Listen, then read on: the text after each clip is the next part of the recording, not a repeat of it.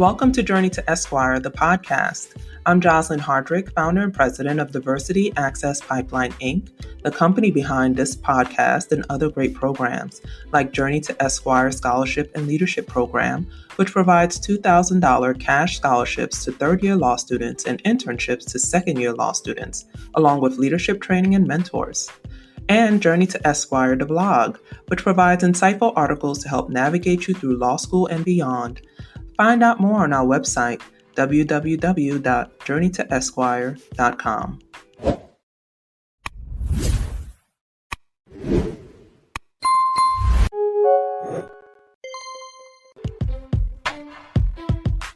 Hi, it's Jocelyn Hardrick. I'm the host of Journey to Esquire, the podcast, and the founder and director of Diversity Access Pipeline, Inc., the nonprofit behind this podcast, the blog, and our scholarship and leadership program.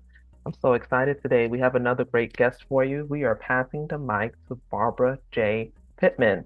She is the owner managing attorney at the law offices of Barbara J. Pittman, PA. And that office has been in existence and proudly serving the public primarily out of their Tampa, Florida office since 1995. Attorney Pittman is a native Floridian. She's a proud graduate of Florida State University for her undergrad and her law degree.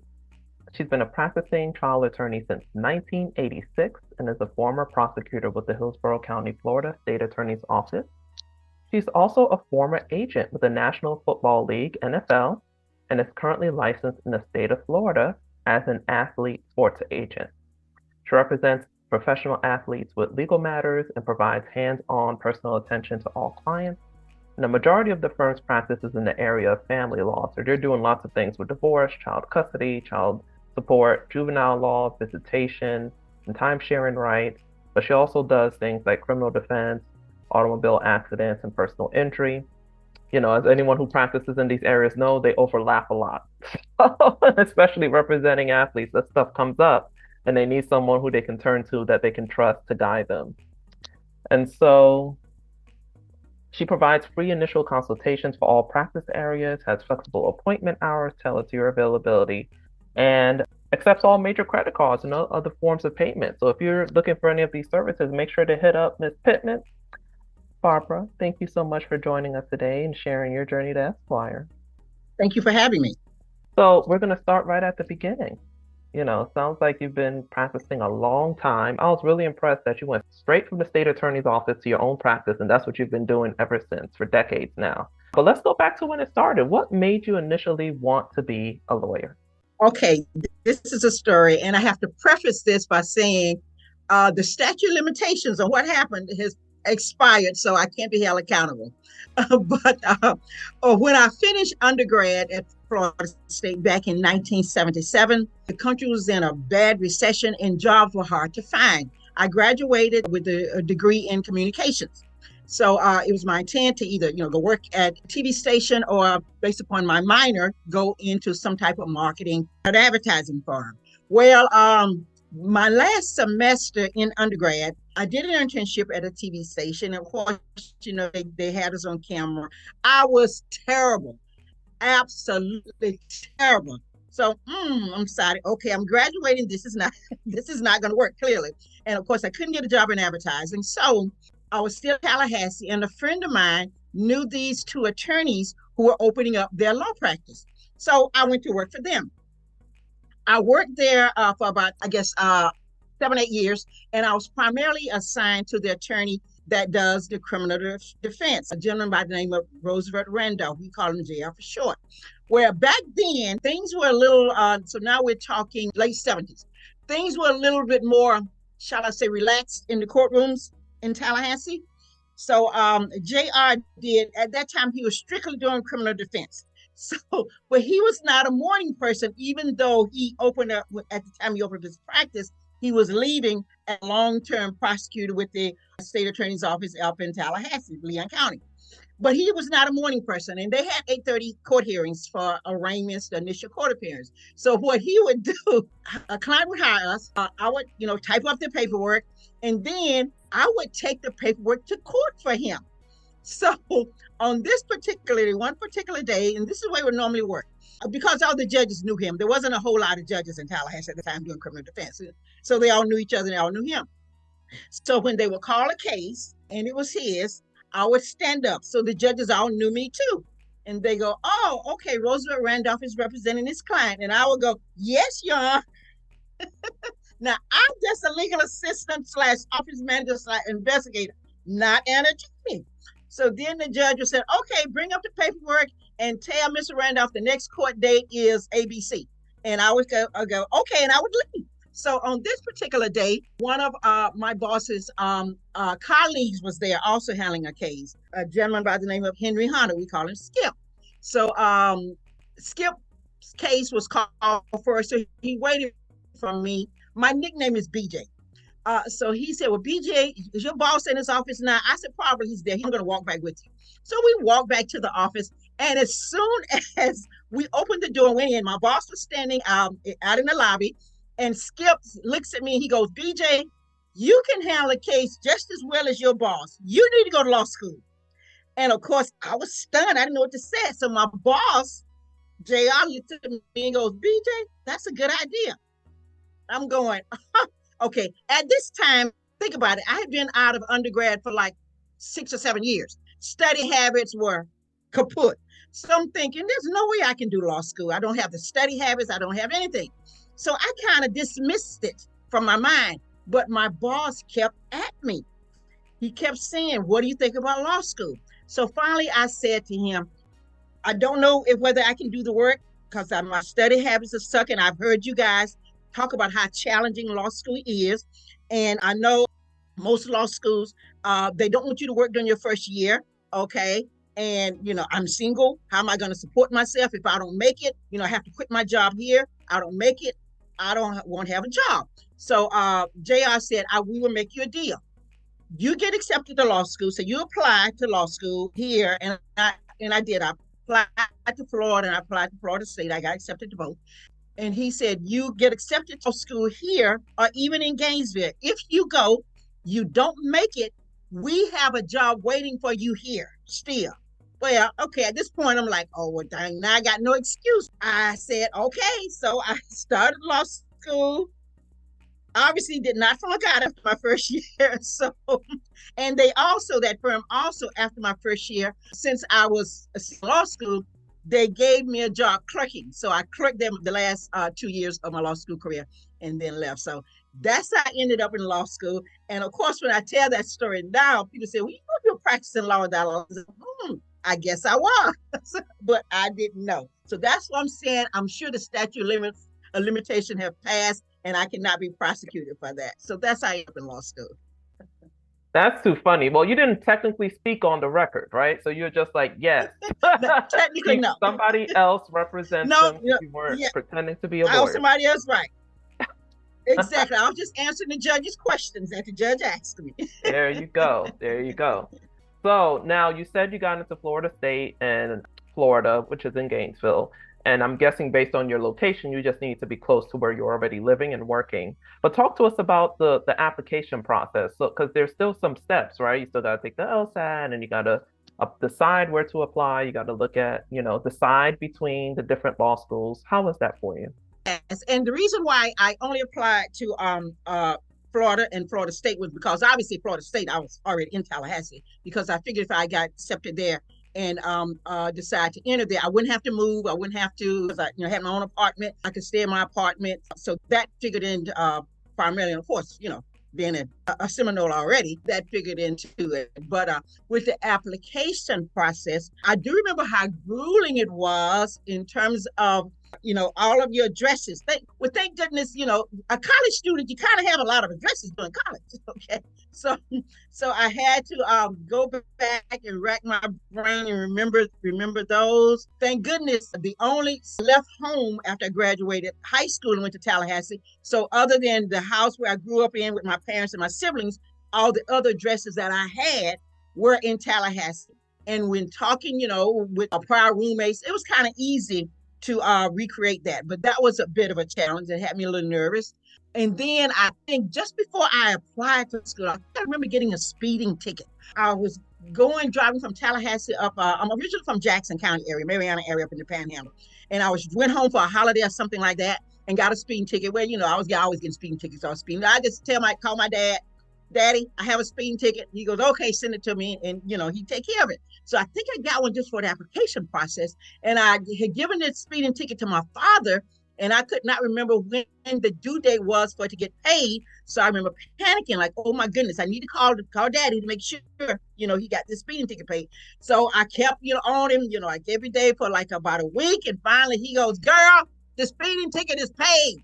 Okay, leave me alone. We're like, okay, Daddy. So, and it had it there. But other than that, other than the speeding tickets and traffic, that was pretty much it for me. My work history, I had only had, let's see, I worked on campus while I was in undergrad. And then obviously after I graduated, I'd only had the one job at the law firm. So that was simple also for me to get that information done. But the application process, you have to, it's a very meticulous process, okay? And what I suggest is that you do what I did. If there's something you cannot recall, because again, especially if you're applying to law school in the state of Florida, okay?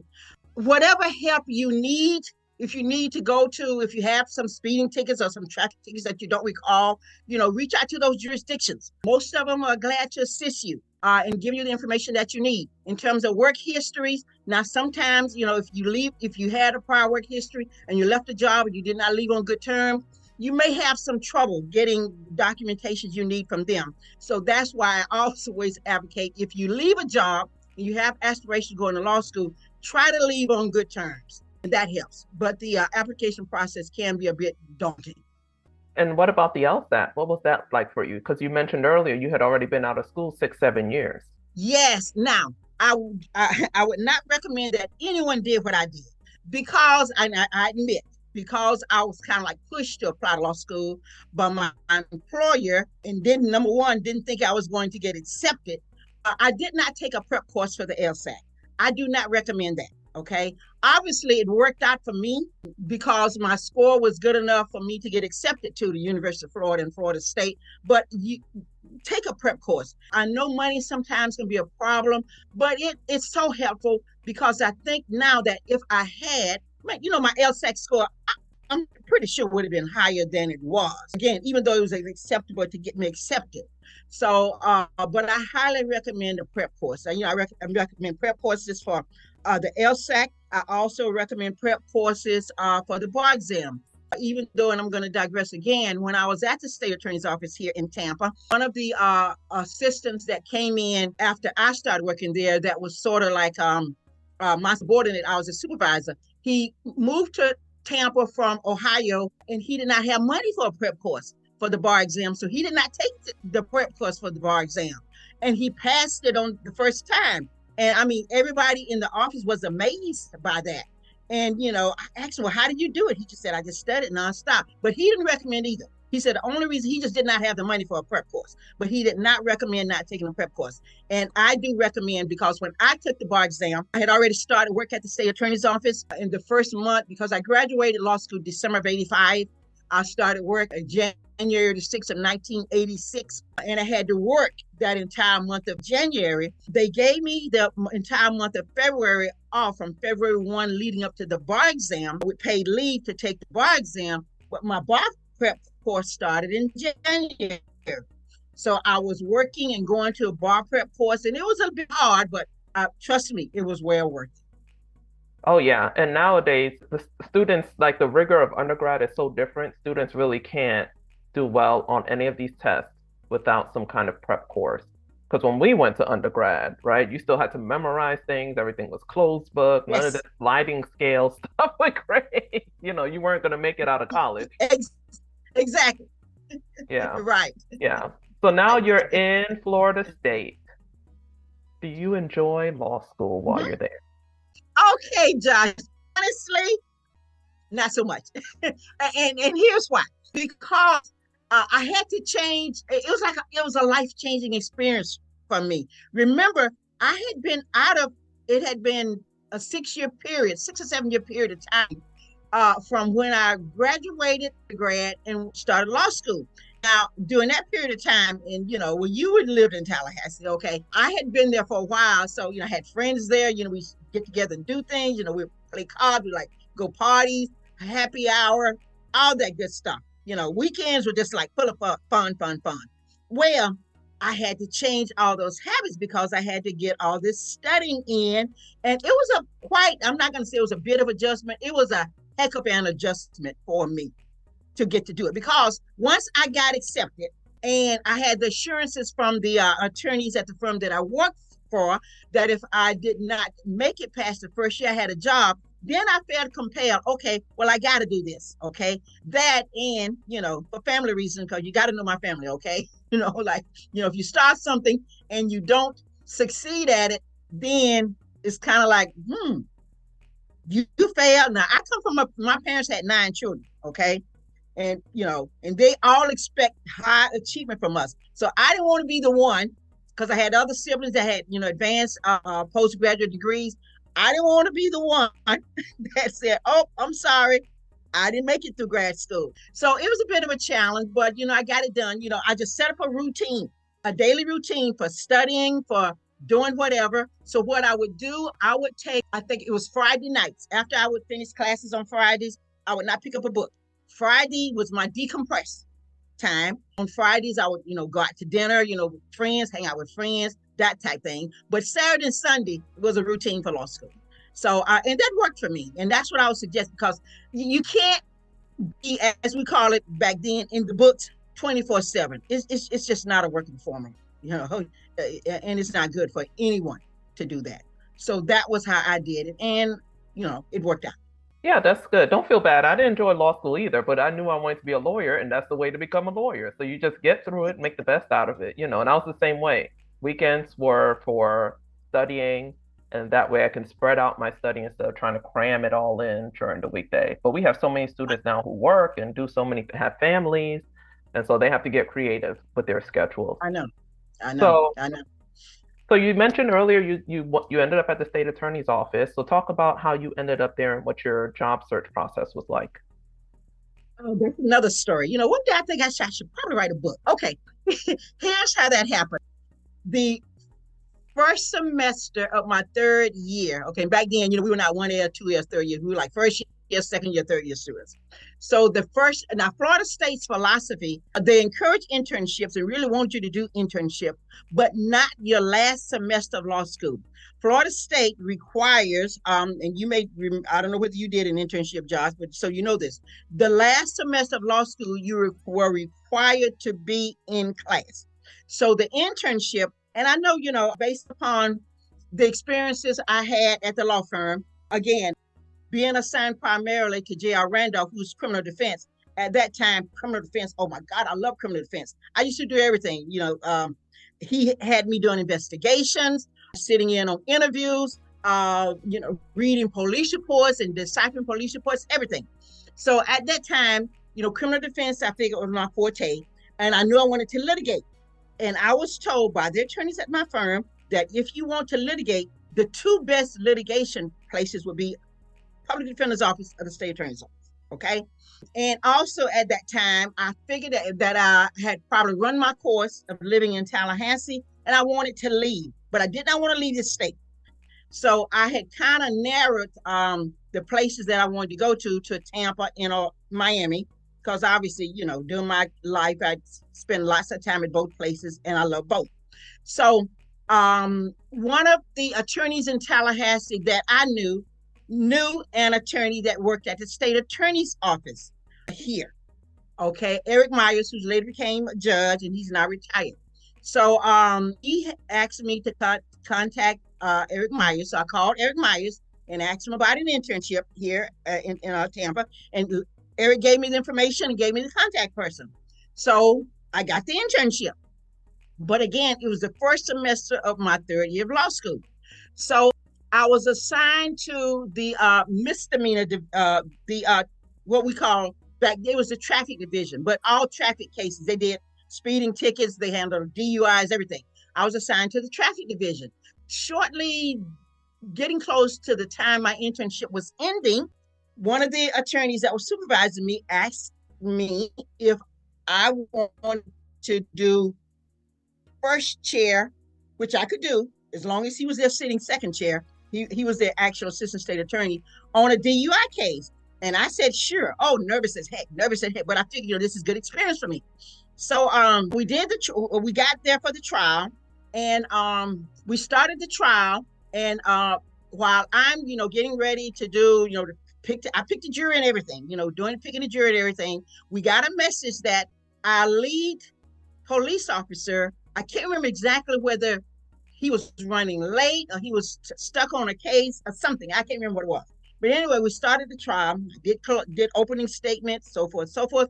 So when it came time, I think we called the DUI person. And when it came time to call the police officer was not there.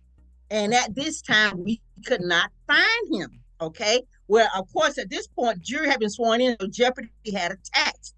So the case ending up getting dismissed.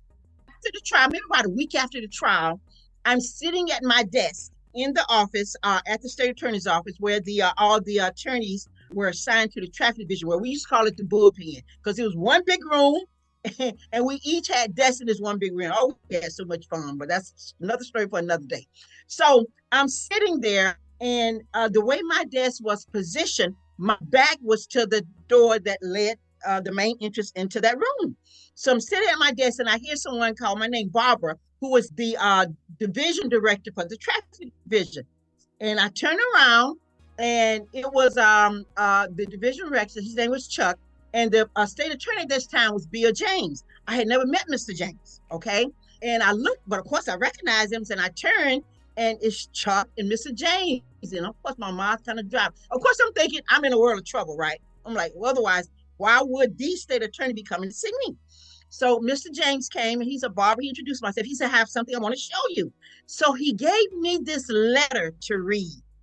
And to sum it up, the defense attorney on the other side of that DUI case that got dismissed had written this letter to Mr. James telling him what a great job I did, number one. And number two, he did not know I was an intern until after the case was over and the jury had been released. And then the judge started talking about me being an intern. That's how he knew that I was an intern. So based upon that letter, after I read the letter, of course, the only thing, and this, I feel so stupid now, the only thing I could think of was, okay, to Mr. James was, I didn't win. So Mr. James said, well, sometimes winning is not everything, which is true. But again, I was at a loss of words. So he said, well, do you have job prospects when you graduate? He's out here, you graduating in a few months. I said, no, not yet. I'm still looking. He said, how would you like to come work here? And I said, I'd love to come work here. He said, okay, you got a job. Call us when you graduate. That's how I got the job. That is awesome. I know, right? So when I see that attorney who's getting close to retirement, I always tell people, and I introduce people, I said, he helped me get my first job out of law school. And he always got, you earned it, Barbara, you deserved it. Yes. Yeah. When I was a CLI, I did 11 trials because I was in the juvenile division. So, they do misdemeanors and felony, no jury. Right. So every week was a trial, right? As long as everyone showed up. Right. So I did 11 of them. And I remember someone at the state attorney's office, one of the paralegals, said, why do you get a lesser caseload than the other attorneys? I said, because I'm an intern. She was like, whoa, I had no idea you're going to court and doing all this You stuff. didn't know. And she worked there with me, right? handing me the files, thinking I'm the new attorney hired there. But that's how tremendous those CLI, internships with the state attorney or PD offices are. I mean, you're working with people who are willing to let you try a case, especially the low stakes cases, right? So all the cases are important. Right. Some of them in juvenile, everyone's getting probation. It's right. And the witnesses may or may not show up. So it wasn't like high stakes, in case you made a mistake. And the attorney is right there with you. So you're good to go. That's a great story, Barbara. Yeah, and I know. I was appearing in front of him when I started practicing, and remember when he retired. And he's been around the block a lot of times. So yes. So now let's talk about how you ended up in your practice area. So I know, of course, you started in criminal, you were working in criminal, you loved it. How'd you get into all this other stuff, especially like the sports agent work? Because a lot of students I talked to, there was like, entertainment and sports law is always the most popular student organization because everyone thinks they're just going to do it or it's going to be entertaining or they get to meet athletes all the time. And I'm like, that's not quite what the practice is like. But since now we have someone who's a sports agent, let's talk about how you got into that practice area. Okay. Oh, yeah. Those are hard areas to break into. Well, let me clarify something. When I left the state attorney's office, I did go to work for a firm, a small firm. Okay. And I did that for about 7, 8 years before I opened up my practice. When I went to work for that firm, I left the state attorney's office, and my boss there, he wanted to start a family law division. Okay. So he goes, Barbara, here, you starting the family law division. And I go, okay. Had never heard of it. Again, I'm coming from the state attorney's office, so all I knew was criminal defense.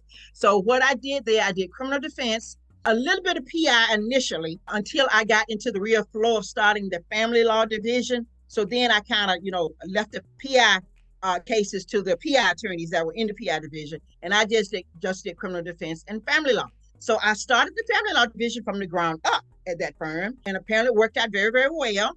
And it's so funny because I was the only attorney there that did family law. No one else wanted to touch it, including my boss. No one wanted to touch family law, which gave me some autonomy, which, I appreciated. So at the time when I decided to go on to open up my own practice, and I went and told my boss, then I asked him, I said, so how do you want to handle the family law cases? He said, if they want to go with you, take them. He said, nobody else here, Barbara, nobody else here wants to do family law.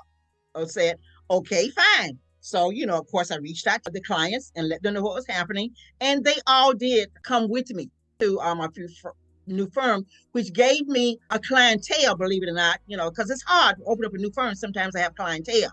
So I had all my family law cases. Also, at that time, I was doing, in addition to doing criminal defense, probably retained criminal defense, federal and state, I was also on the court-appointed list for Hillsborough County 13th Judicial Circuit to handle felony criminal court-appointed cases. And I was also on the list, they call it the CJA panel in federal court to handle federal criminal defense cases. Okay. So I started doing that. And after I opened up my firm, I have a cousin who lives in Fort Myers. He went to Stetson University in DeLand on a basketball scholarship. And now he in Fort Myers, he teaches and he coaches. So he came across all these athletes. Deion Sanders being one of them. Deion Sanders was in his he used to do these workshops and things. So Deion Sanders was in these workshops. So he and I used to talk sports sometimes. He knows I'm a sports fanatic. So we were talking and, he goes, well, PJ, again, everybody calls me PJ. He said, we were talking about sports agents. And then I said, you know what? I said, I think the best sports agents are probably attorneys. He said, I agree with you. He said, you interested? I thought about it. I said, what, becoming a sports agent? He said, yeah. He said, I think you'll be good at it. And I thought about it. Like, okay. So I looked into it. Now, at that time, to become a sports agent, all you had to do was submit an application with some background information, pay a fee. You did not have to take a test. Okay. Now you have to take a test. Okay. Also at that time, when I initially became certified by the National Football League Players Association, the agents did not have to have malpractice insurance, okay? Which I wasn't concerned about that anyway, because I had my own malpractice insurance through my law firm. So I applied, got accepted and became a sports agent. So then I decided, well, if I'm an NFL agent, then I might as well become an agent with the state of Florida also. Now, the state of Florida at that time did require a test. And the test was based upon, I don't know where they changed it, but at that time, the test was based upon the NCAA rules, okay? So when I submitted the application to the state of Florida, the Athletes Agents Division, with the fee, and then I can't remember whether they gave me the NCAA rule books or whether I had to get them on my own. It's been so long, I don't recall. But at any rate, that's what I had to study for the exam for Florida. I had to study the NCAA rules, which was, again, here we are again, back to studying. But I did it, for a period of time. I just set aside a period of time. I looked at it as if I was in law school again. So I set aside a period of time during the week when I would come home from work, and I would carve out an hour or two every night, and I would read those books, okay, and study those books so I could be prepared for the test. Because I only want to take that test, one time, just like, everything else. So I did, and I took the exam and I passed it, and I got certified as an agent. Now, as an athlete agent with the NFLPA, you're required every year to attend a seminar to keep your license accurate. Okay. And the main seminar is in Indianapolis, Indiana in February at the same time as the football combine. So that's one that everybody went to. Now, there's a black an organization of black sports agents that also kind of have their own little niche, and they will also do a convention. And I did attend, and of course, attending the convention there also counted toward the certification requirement. So I did that a couple of times because you could go to California. They had their seminars in really really nice places. But anyway, normally I went to Indianapolis, and of course you can imagine Indianapolis in February. Okay, I was always lucky though. I never got caught in a snowstorm. It was always either have snowed before my plane landed, or it was going to snow after I got out of there. So I was lucky that way. So during the course of that, I got to meet a lot of agents. Okay, obviously, because again, agents come from all over the country. So now here's what primarily, there are two things that primarily ended my career as an NFL agent. First thing was my cousin in Fort Myers, we were talking. I said, well, maybe I should do a brochure, okay, that, I could pass out. So we put a brochure together, but then something in the back of my mind said, you probably want to check with the Florida Bar about this. And I did. I made a call to the Florida Bar and I told them what I was doing. And they go, well, first of all, we need to proof your brochure. I said, why? It's an athlete agent brochure. It's not, it doesn't have anything to do with my law practice. And what I was told, I'll never forget it. As long as you have a bar license, you are a lawyer first. And you still have to follow our rules, which means, Ms. Pittman, you can't solicit for clients. I was stunned because that's how you get athletes as a sports agent, primarily through solicitation.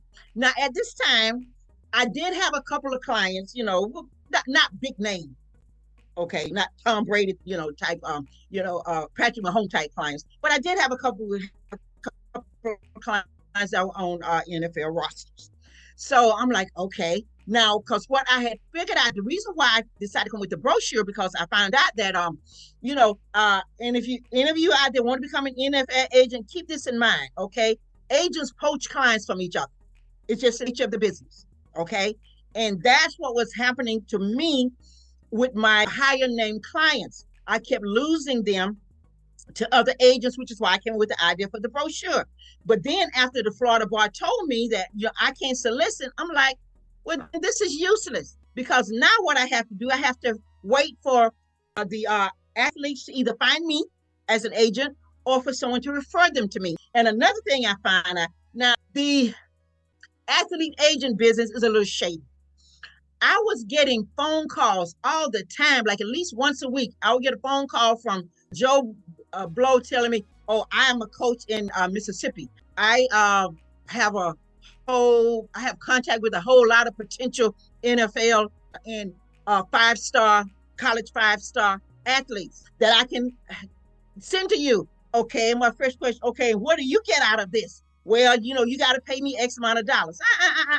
I can't do that, okay? So again, that was another problem, okay? But again, that type of stuff goes on all the time. But for me, it was just not doable because, again, of my license. So finally, after a few years, because, let me back up. In the course of me meeting all these agents from all over the country, like Josh said earlier in this, athletes need lawyers. And I hate to say this, but a lot of them need family lawyers.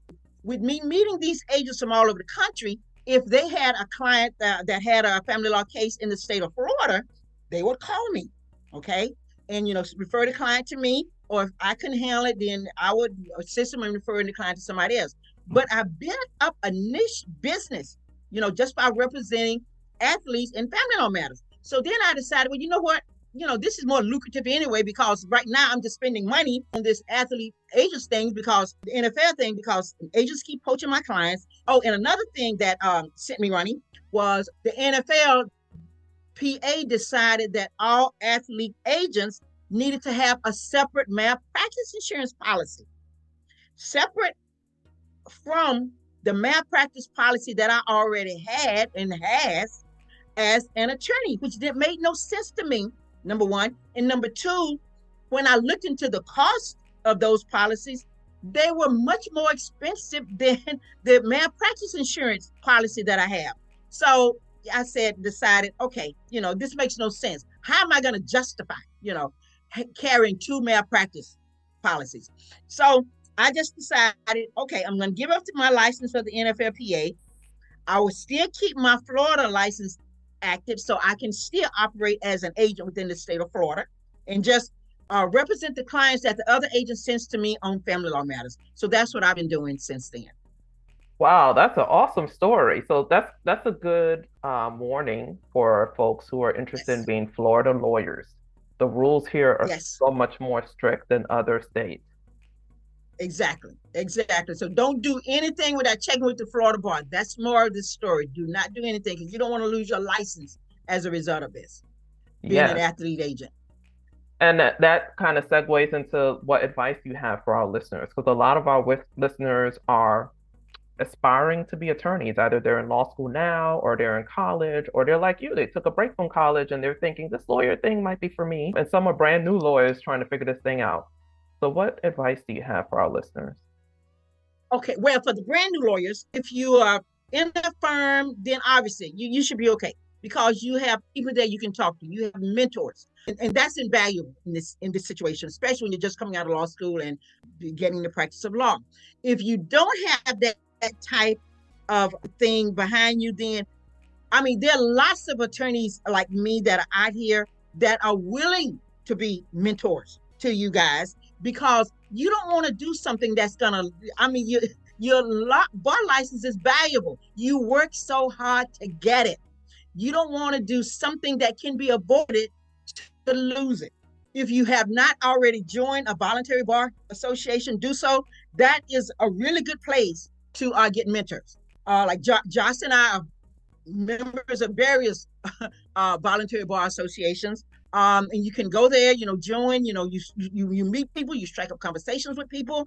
Some of them even have little sections carved out to doing mentorships. You want to do that. Now, if you're thinking about going to law school, like we talked about earlier about the application process, not only for law school, but if you're planning on thinking that you may want to practice in the state of Florida, then obviously you have to submit an application to the Florida Board of Bar Examiners. That's a whole different ball game. And obviously, as Josh knows, I am an emeritus member of the Florida Board of Bar Examiners, which means that I served as a sitting member from 2012 to 2017. It's a 5-year appointment.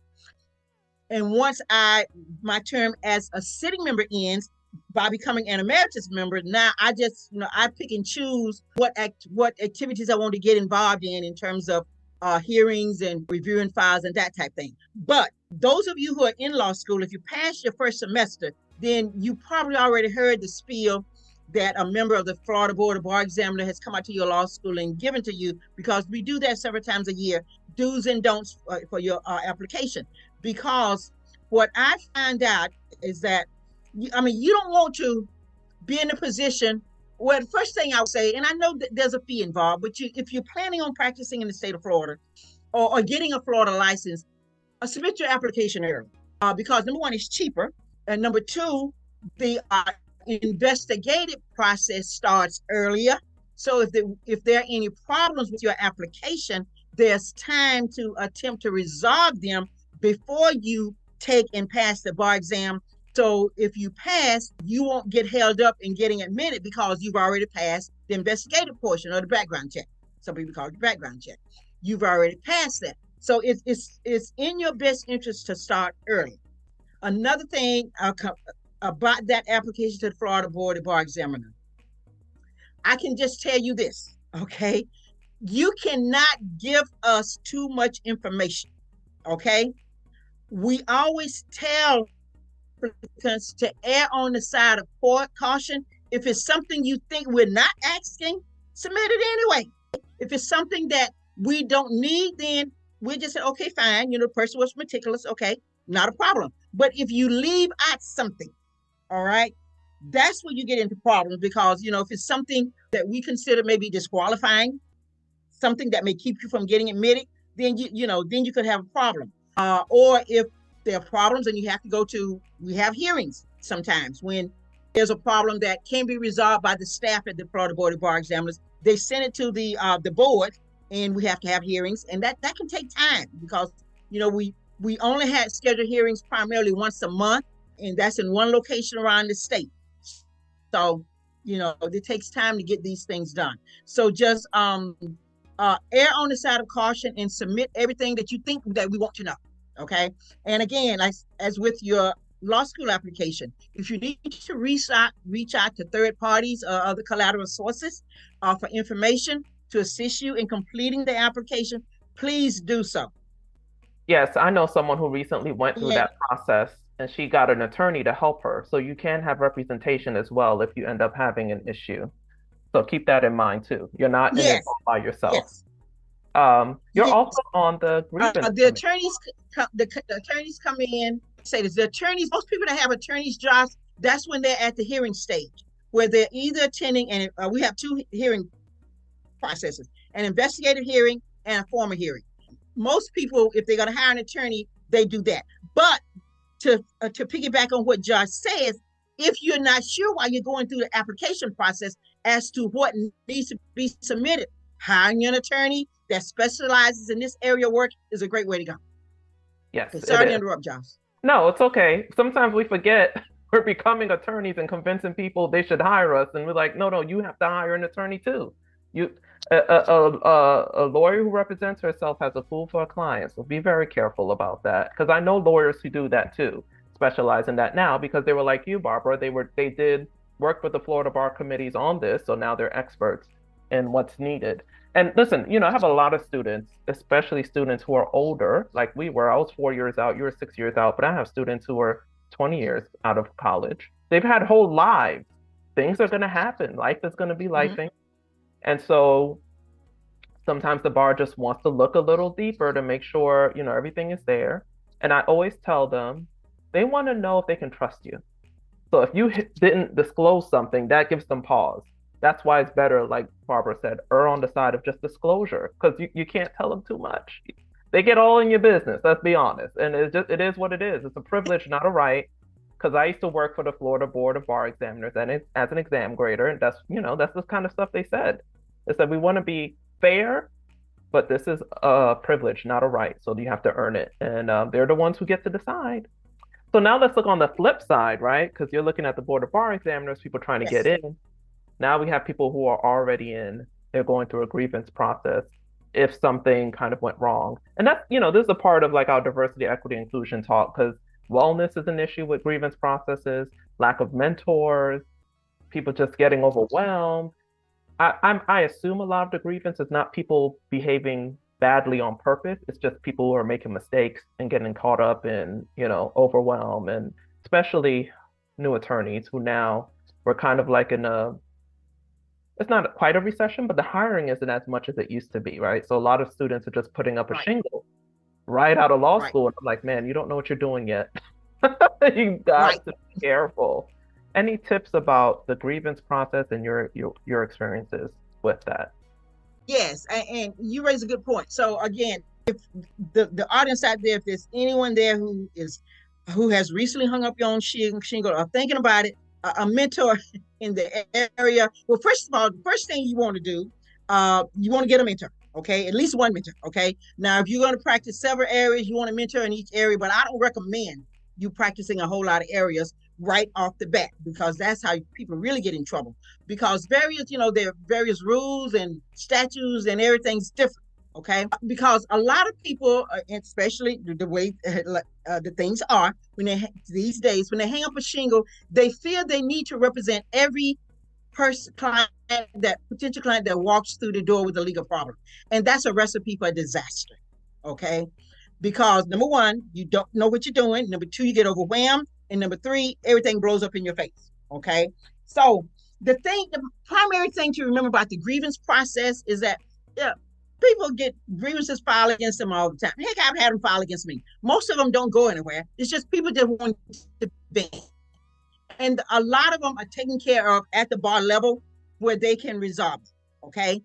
However, if they can't resolve them, and then, you have to respond with your comments concerning a particular issue, and the bar feels where we need to send it to a grievance committee, okay, then fine. The main thing is that whenever you hear from the bar or grievance committee or anything about a complaint, don't ignore them. Do not ignore them. I can't tell you the multitude of people who get in trouble because they just decided, well, if I don't respond, if I don't look at this, it's just going to go away. It's not going away. Okay. It's not going away. All it's going to do is further dig a deeper hole for yourself. Okay. So respond to queries from the bar. Give them, normally when they're contacting you, they're asking for, in addition to your response, they may be asking for documents. Okay. Give them to what they want. If you hear from the grievance committee, the same thing. Primarily, they're asking for your comments and documents. Give it to them. As a matter of fact, during the years, and I can't remember what my length of time on the grievance committee was, whether it's 2 or 3 years.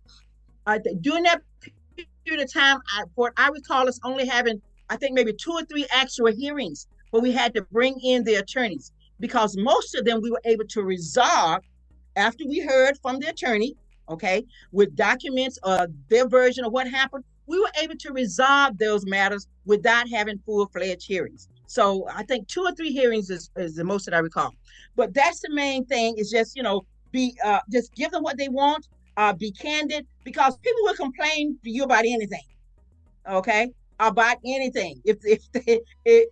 Because most of the general public know that there is a bar complaint process, okay? And, I've had opposing parties on the other side that I didn't represent file complaints against me. They don't go anywhere, but they file them, okay? And of course, and I don't know about it until I hear from the bar dissolved. I'm like, oh, they filed a bar complaint against me. Okay, all right, didn't have to do anything with that. So, it happens. So if you get a bar complaint, don't feel like you're the Lone Ranger, okay? Because it happens, especially if you've been in practice for a while. Okay, so just follow the rules and do what they ask you to do. Give them the information that they want. If you do have to go in for a hearing, then as Josh said, that's the time you may want to consider hiring an attorney to represent you if you actually have to go to a hearing. Yeah, that's some great advice. I had to talk of someone I know off the ledge because they were about to file a bar complaint about an attorney, and they weren't even there when the thing happened that they're complaining about. I'm like, slow down. I was like, let's pick up the phone, call that attorney, and see what happened. How about we start there? And they were able to resolve it. But people are quick on that trigger for the bar complaint. Yes. And it's kind of the comment section of social media. Don't take it personal. People just say stuff, right? They're mad about this, that, and the other, and you look like someone they can blame it on in the moment. But of course, like you said, the more serious things, they will send you correspondence, respond right away, and take it seriously because they are taking it very seriously. And again, it's all about making sure they can trust you. If you don't respond, now their suspicion is up, and now they want to look even deeper. And it may be something. Exactly, and they think you're hiding something. So you don't want to give that impression. No, ma'am. Well, thank you so much, BJ. Can I call you BJ now? Sure, you can call me. Everybody can call me BJ. I'm so used to it now. I got that nickname at like 16 from one of my cousins. So yeah. Wow, I've never heard someone call you BJ. We hang out and see each other a lot. I've never heard it. So I know. I want to call you Miss Pittman because out of respect. But I'm gonna call you BJ. Thank you so much for joining us today. BJ is fine. Yes. Well, I appreciate it. Thank you for having me, Jocelyn. Thank you. Okay. Thank you so much for joining us for another great episode of Journey to Esquire, the podcast. We'll see you next time.